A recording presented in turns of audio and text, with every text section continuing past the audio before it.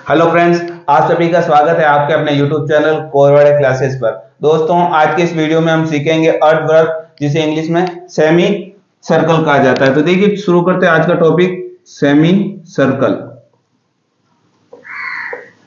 हिंदी में क्या कहा जाता है? अर्धवृत्त कहा जाता है। क्या कहा जाता है? अर्धवृत्त कहा जाता है। तो अर्धवृत्त क्या होता है? वृत्त का आधा अर्धवृत्त। ये देखिए, इस तरीके से आपके पास में क्या होता है? वृत्त होता है। जब इसको मैं बीच में से काट लेता हूं तो क्या बन जाता है? ऊपर वाला भाग और नीचे वाला भाग, दोनों भाग बराबर हो जाते हैं। तो ये आधा जो भाग है, इसको क्या कहा जाता है? सेमी सर्कल, जिसे हिंदी में क्या कहा जाता है? अर्धवृत्त कहा जाता है। तो ये देखिए, ये आधा भाग हो जाएगा। ये आधा भाग क्या कहलाएगा? ये आधा भाग कहलाएगा सेमी सर्कल। क्या कहलाएगा? सेमी सर्कल, अर्धवृत्त कहलाएगा। और यहां से लेकर के यहां तक ये इसकी क्या हो जाएगी? त्रिज्या हो जाएगी। ये वाली, ये इसकी क्या हो जाएगी? त्रिज्या हो जाएगी। ठीक है। तो अब अपने को क्या ज्ञात करना है? इसका सरकमफ्रेंस ज्ञात कर देते हैं, परिधि ज्ञात कर देते हैं।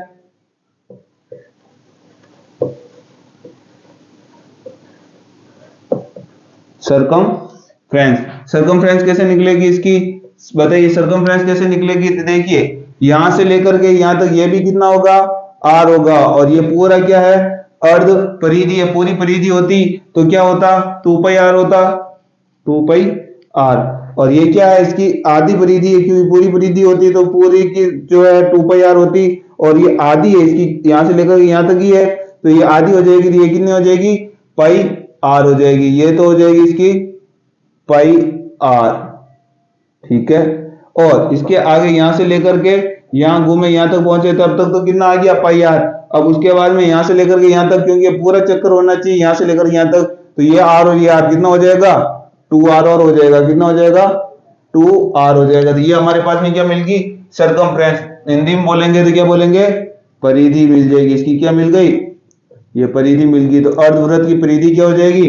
पाई आर 2r। इसमें से क्या कॉमन निकल रहा है? दोनों में r कॉमन है, तो r कॉमन ले लो। अंदर क्या बच जाएगा? पाई प्लस 2 बच जाएगा। तो ये इसकी क्या हो जाएगी? सरकमफ्रेंस हो जाएगी। इसकी क्या हो जाएगी? परिधि हो जाएगी। अब अपने को क्या ज्ञात करना है? इसका एरिया ज्ञात करना। तो एरिया कैसे ज्ञात करेंगे? ठीक है। एरिया यानी अपने पास में जो सर्कल होता है, आपके पास में जो वृत्त होता है, उसका एरिया क्या होता है? इसका क्षेत्रफल क्या होता है? पाई आर स्क्वायर होता है। ये इसका क्या क्षेत्रफल का? आधा। तो ये भी क्या हो जाएगा? आधा हो जाएगा। तो ये क्या कितना हो जाएगा? पाई आर स्क्वायर डिवाइड बाई कितना हो जाएगा? 2 हो जाएगा। ये इसका क्या हो जाएगा? क्षेत्रफल। किसका? अर्धवृत्त का क्या मिल जाएगा आपको? क्षेत्रफल मिल जाएगा। इसका क्या मिल जाएगा? एरिया मिल जाएगा। तो इस तरीके से आप क्षेत्रफल भी याद कर सकते हैं। दोनों चीजें आपके समझ में आ गई होगी। तो देखिए, आपके पास में दो चीजें मिल गई। एक तो सेमी सर्कल की क्या मिल गई? सरकमफ्रेंस यानी परिधि मिल गई। और दूसरी चीज आपको क्या मिल गया? इसका क्षेत्रफल मिल गया, इसका एरिया मिल गया। तो ये दोनों ही चीजें जो है आपके दिमाग में होनी चाहिए। अब देखिए, इससे हमारे को क्या है कि हमेशा एग्जाम में फॉर्मूला नहीं लगाना है। अपने को क्या करना है? थोड़ी स्मार्टनेस के साथ में काम करना है। स्मार्टनेस का मतलब क्या होता है? देखिए, आपके पास में इस तरीके से ये जो सर्कल होता है, ये सर्कल होता है। इसकी अगर अपन रेडियस अगर 7 मानते हैं, इसकी रेडियस 7 मानते हैं, तो इसका जो परिधि होती है वो कितनी होती है? 44 होती है। और इसका जो क्षेत्रफल होता है, इसका जो एरिया होता है वो कितना होता है? 154। ये हमने जो सर्कल वाला टॉपिक था वहां सीख लिया है। ठीक है। तो अगर अपने पास में क्या है? रेडियस अगर 7 है तो इसका सरकमफ्रेंस 44 और एरिया 154 होता है। अब क्या हो गया? ये आधा हो गया। ये क्या हो गया? आधा हो गया। तो अब अपने को इसको भी, अपने को भी क्या कर देना है? आधा कर देना है। ठीक है। ये क्या कर देना? आधा। तो हमारे पास में इसका क्षेत्रफल भी क्या हो जाएगा? आधा हो जाएगा। 2 सते 14, 2 सते 14। इसका जो क्षेत्रफल होगा आपका अर्धवृत्त का क्षेत्रफल हो जाएगा, वो कितना होगा? 74 हो जाएगा। और अब अपने पास में परिधि, क्योंकि परिधि देखिए यहां से यहां तक ये पूरी कितनी थी? यहां से लेकर के पूरी जो थी वो 44 थी। तो 44 की ये क्या हो जाएगी? यहां से लेकर के आधी, 44 की आधी कितनी हो जाएगी? 22 ये हो जाएगी। और ये अपने पास में रेडियस कितनी है? ये 7। और यहां से लेकर के यहां तक ये भी रेडियस 7। 7 और 7 कितना हो जाएगा? 14 हो जाएगा। कितना हो जाएगा? 14 हो जाएगा। 14 हो जाएगा। तो कितना हो जाएगा? 22 और 14, 22 और 10 32, 32 और 4 36।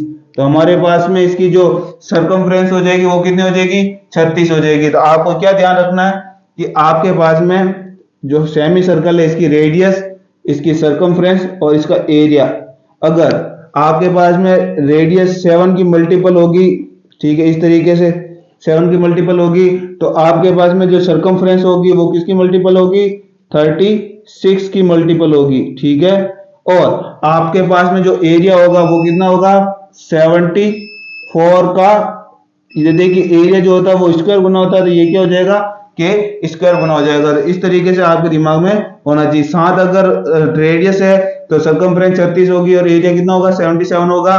ये कब होगा, जब आपको पाई की वैल्यू जब दे रखी हो 22/7, ठीक है। और एग्जाम में जब हमारे को पाई की वैल्यू नहीं दे रखी होती है तो भी पाई की वैल्यू कितनी होती है, 22/7, और जहां स्पेशल दे रखा हो पाई बराबर 3.14, तब जा ये जो है हमारे ये वाला मेथड काम नहीं लेना। हम मेथड कब काम लेंगे, जब एग्जाम में अपने पास में पाई की वैल्यू नहीं दे रखी हो और पाई की वैल्यू जब दे रखी हो तो भी कितनी दे रखी हो, 22/7 दे रखी हो, तब ये हमारा मेथड क्या करना है, हमें काम में लेना है, ठीक है। तो जैसे आपके 7 की मल्टीपल मिल जाएगी, देखिए कैसे, जैसे 21 अगर आपको रेडियस दे दी, 21 आपको रेडियस दे दी, तो अपने पास में के की वैल्यू कैसे मिलेगी, 7 का भाग देंगे तब के की वैल्यू मिलेगी, क्योंकि 7 का मल्टीपल है। तो 7 या 21 यानी 7 × 3 है। आपके दिमाग में हो जाएगा, काट दे, आपके दिमाग में आना चाहिए कि के की वैल्यू कितनी है, 3। के की वैल्यू यहाँ 3 है, तो अपने पास में इसकी सर्कमफ्रेंस निकालनी होती है, कैसे निकलेगी, 36 को किससे मल्टीप्लाई करेंगे, 3 से मल्टीप्लाई करेंगे तो सर्कमफ्रेंस निकल जाएगी। एरिया कैसे निकलेगा, 77 × 3 का क्या करना होगा, स्क्वायर कर देंगे तो अपने पास में डायरेक्ट क्या मिल जाएगा, इस सेमी सर्कल का क्या मिल जाएगा, एरिया मिल जाएगा। इस तरीके से आपके दिमाग में ये चीजें हो जाएगी। ये चीज आपके कहाँ रखनी है, बेजे के अंदर रखनी है। आपका बेजा जो है हमेशा आपके पास में ये उत्तर बताता रहना चाहिए, जब पाई की वैल्यू एग्जाम में नहीं दे रखी हो क्वेश्चन में, और पाई की वैल्यू जब दे रखी हो तो भी कितनी देर की हो, 22/7 देर की हो, तब जाके अपने क्या करना है, ये वाला काम करना है। तो ये भी आपके दिमाग में रखना है। सेमी सर्कल के लिए सर्कल होता है तो 7, 44 और 154 होता, और सेमी सर्कल है तो हमारे पास में रेशियो क्या हो जाएगा, 7, 36 और 77 हो जाएगा। इस तरीके से जो है आपको एग्जाम में क्वेश्चन जब भी आवे तब आपको तैयार रहना। जैसे आपके पास में आ जावे, जैसे आपके पास में आ जावे 72, ठीक है, 72 आपको क्या दे दी, सरकमफ्रेंस दे दी, ठीक है, 72 आपको क्या दे दी, सरकमफ्रेंस दे दी। तो अब बताओ इसका एरिया क्या होगा, तो आपको क्या देखना है, 36 से काटना है, 36 दूं कितना होता है, 72, यानी कितना है, 36 का दुगुना है। तो अपने पास में के की वैल्यू कितनी मिल गई, 2। तो हमारे पास में इसका एरिया क्या होगा, एरिया जो होता है 77 होता है, इंटू के की वैल्यू क्या है, 2, तो 2 का क्या करना है, यहाँ स्क्वायर करना है। तो 77 को जब 4 से मल्टीप्लाई करेंगे तो इसका डायरेक्ट क्या मिल जाएगा, एरिया मिल जाएगा। आपको कोई भी फॉर्मूला लगाने की कोई आवश्यकता ही नहीं है। तो इस तरीके से क्वेश्चन जब आप एग्जाम में करोगे तो आप बहुत ही कम समय में क्वेश्चन का आंसर दे सकते हो।